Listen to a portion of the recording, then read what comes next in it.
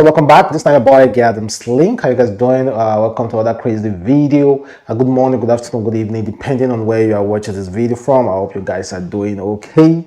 So guys, let's discuss about politics, and meanwhile I hope you guys went to church today and you pray for your loved ones, and most especially myself also, because I regard myself as among your loved ones. So well, 2023 is coming, and we cannot wait.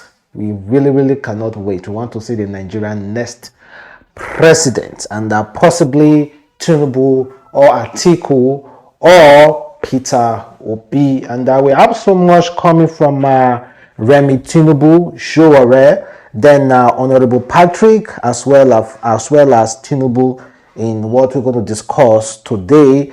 And Sowore said Peter Obi is among those people that destroy Nigeria.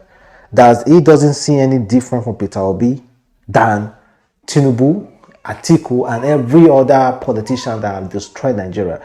And also Tinubu is saying that, see, we are hearing this so much noise those other political parties are making, but we are wiser.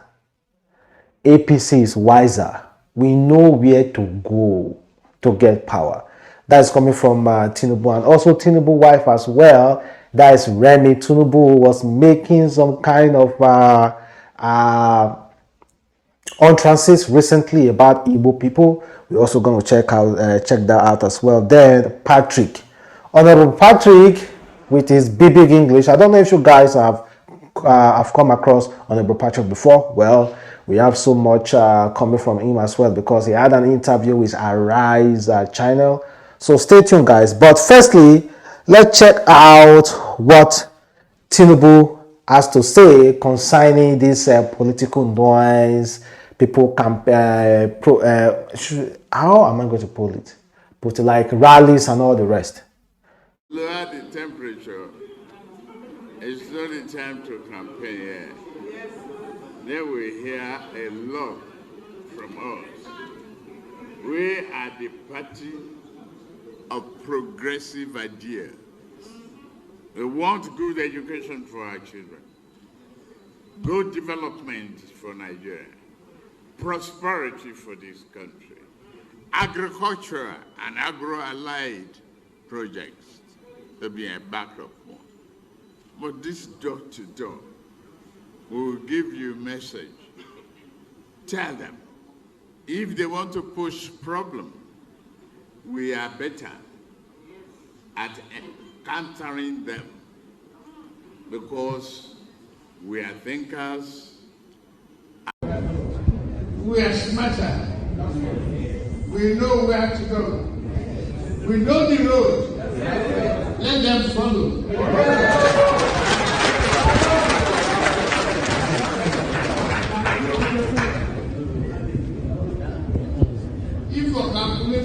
Strong words from Tinubu, telling other political parties that calm down, lower the temperature. We know where to go to get power. We know the road. We know everything. And he also said this is a party of progressive thinkers, progressive about the Nigeria youth. They want better education, agriculture, and all the rest. But if you're talking about party, what is our ASU? What is ASU doing? Why our students, our children still at home for the past 6 months? Can anybody answer that question from APC? Well, we are still on it though, and I'm still gonna. Should I play you a video coming from Remi Tinubu? That's Tinubu's wife, with some kind of statement she made recently concerning some Igbo people. Well, I do not want to make excuses for her, guys. Honestly, I wouldn't want to make excuses for her, but I think, well, I before I even move forward there, just take your time to watch and listen to this video. Although you might not understand what she was saying, but I will try as much as possible reading the translation from people who understand the language. I will read it for you guys. Mo máa rìkọ́ọ̀dì a máa lọ gbé gbogbo àwọn òrìṣà Èkó wọ́n bẹ̀rẹ̀ sí ní àwọn ipò tó bá wọ́n lè ní o jẹ́ ti máa rì ipò tó bá dé ti fẹ́ Yorùbá ká jogún ẹ̀ a máa jogún yín ni a máa jogún gbogbo ipò tó wà lẹ́kọ̀ọ́ yìí ni wọ́n lọ ṣe máa ṣe nìyẹn ogun wa lẹ́ máa jẹ a máa ṣe a máa jogún yín ni lágbára dé ìtẹ́ ṣe bá ṣe nífẹ̀ẹ́ yín tó ẹ̀bà ara jẹ àwa kan bínú ọmọ wa sísá mi tún wá lọ bímọ fún Ìgbò ṣé kí n lọ pọ̀ Obieze wa Obieze lẹ́ẹ̀ ti gbà bọ̀dé olórí Obieze lẹ́ẹ̀ ti gbà bọ̀dé ó tún lọ mú kámẹ́rà wa lọ lé ẹ̀ ti gbà bọ̀dé a máa jogún yín ni àwa la máa jogún yín àgọ́ wa ló máa dáàdì ẹ̀ a máa jogún yín láì ṣe pé yìí nìkan ni aráàlú Haúsá wà ní àgbà wọn láyè Kàlàbá wà ní àgbà wọn láyè ẹ wá ń bèrè pé báwo ni tí wàá ṣe jẹ Ọlọ́run. It's currently trending on Twitter because of that statement. Well, like I've said before, for those of you who don't understand what she said, let me try as much as possible reading what people have wrote about the translation to translate everything for you. According to, she said, we will invoke Lagos dynasties to chase away the Igbos who refuse to learn our language. Those that insist not to marry the Yorubas, we will inherit their belongings. That is part of what she said. Well, you know, I'm not trying to make excuses for anyone. Maybe she just been carried away at that particular moment, you know, talk. Some of us, in our close area, we do boast. That person not do anything.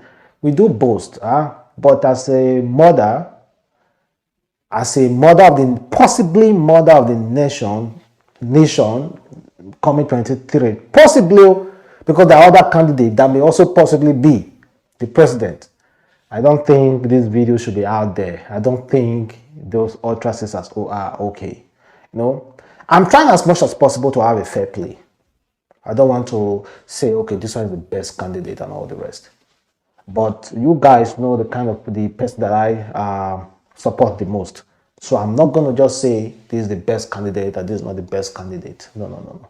Get your PVC and vote. But Remi is trending because of that video. And well, let's move forward, guys, and let's talk about Sowore. Sowore is still coming for Peter Obi as well. He said Peter Obi is among those elites. That Peter Obi is no different from those people who have destroyed Nigeria. Honestly, I respect Sowore a lot. Sowore has been a freedom fighter for a long time. Like, I really respect that man. And obviously, it's just quite unfortunate that the kind of love Sowore should have gotten for all his hard work, he's not getting it. Another person like Peter Obi is the one getting all those love. But it just is, I think it's spiritual. It's not as if Peter Obi bribe people to be giving him love. No. It's just spiritual. People just like him. I think his followers just like him. They want to know. It's just spiritual. Well, listen to Sowore. You know, when I was in the university at the age of 22, and we were fighting for June 12th, fighting with Abibola, do you know what they used to call us? Delinquent, juveniles. They used to accuse us of juvenile delinquency. You know, it's university students. They don't know what they are doing. But it was the same delinquent juveniles that delivered democracy to Nigeria. In 1999, I was one of them. Femi Falana, Gani Fawemi, they call them names. Fela Anikulapo Kude, say, he's always on drugs, Bekor and some Kude, they say it's a doctor who doesn't want to practice medicine because he doesn't know medicine.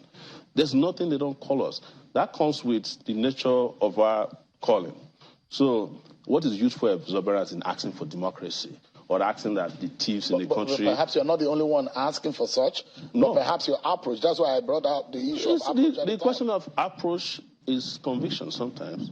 It's a question of how quick and how fast you want to liberate yourself. Let me take you up on your social media engagement. Yeah. You seem to be all out against supporters of Peter Obi. No. The obedience. No. I mean, and your comments on social media as being regarded as harsh against the obedient movement. Why so? No, that's not true.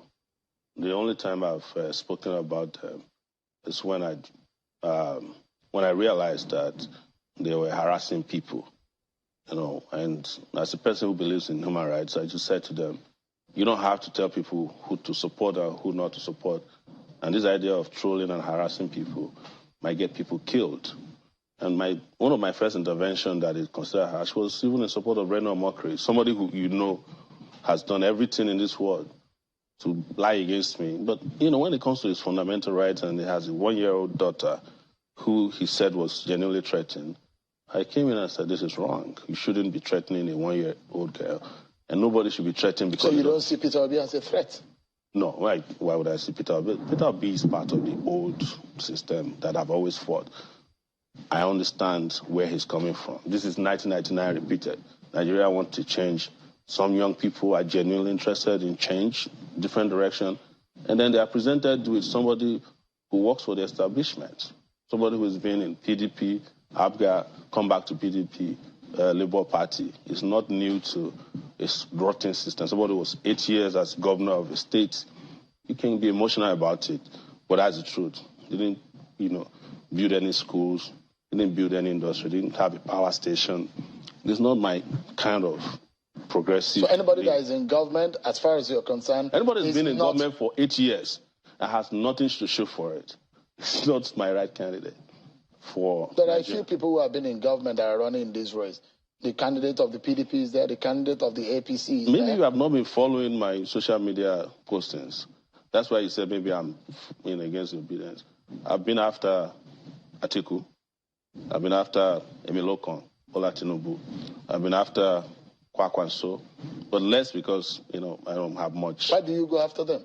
I go after them because we need engagement in elections. Elections are not just about espousing ideas. It's about telling people who they can vote for and who they shouldn't vote for. Whose turn is it this time around? Our turn. The people's turn. Our look on. I love Sowore, honestly. He has done so much. He has done so much. But I should pipe it down a little. Because when he said he's not attacking Peter Obi, of course, we already know that's really, really like. Peter Obi has several occasions advised people not to pick quarrel, not to fight. They should allow dialogue. But politics, it's a battlefield, but not battlefield fought by hands or whatsoever. It's your mouth, what you can offer and what you have done. So it's kind of like encouraging to tell people you have not done this. You are lying that you did this. And when someone said Peter Obi is lying on anything, it's good. At least you say Peter Obi is lying for so thing. He should prove that he's not lying or he never lied. Like I'm going to play you in this video like someone who said Peter Obi did nothing. Why did Peter Obi leave money in Anambra State? Why was there money left when he was leaving power? Why did he leave money there? Well, listen to everybody just have their own way of addressing issue, that way of attacking politicians. Well, listen to these guys. But he said the record is there for him to speak for him in Anambra State. Which record? He left, a huge amount of money after leaving the corpus of the state. The government money that he had invested in his private company. Is that what you are talking of? Could that be an advantage? I mean, if you talk of somebody leaving money, was he supposed to leave money? Is he a banker or is he a bank? But was the money for isn't that showing some level of prudence, what is the prudence? And transparency? Look, going to government is about going to perform for the benefit of the people, not going to keep the people's money. The people's money which he was... Obi left money, like billions of naira, while he was leaving government in years ago in Anambra State. And the question was he supposed to leave money? That's coming from former Minister of Communication. Was he supposed to leave money? Well, everybody just have their own way of criticizing. You know, some things that might be really, really okay to have done, someone might just find a reason to criticize it because it doesn't like it. Why are you leaving money? You're supposed to leave an empty account for the next government. I don't understand. Well, people have their own way of criticizing. There, guys, let's move forward. Let's talk about our honorable Patrick. Patrick is a Nigeria former senator and he's well known for his mighty vocabularies, like his English. Well, he was invited to speak at Arise TV and he talked about Peter Obi, Bola Tinubu, and also Atiku. Well, we're going to take time to listen, of course, to laugh as well, and to gain lesson from what he has to say.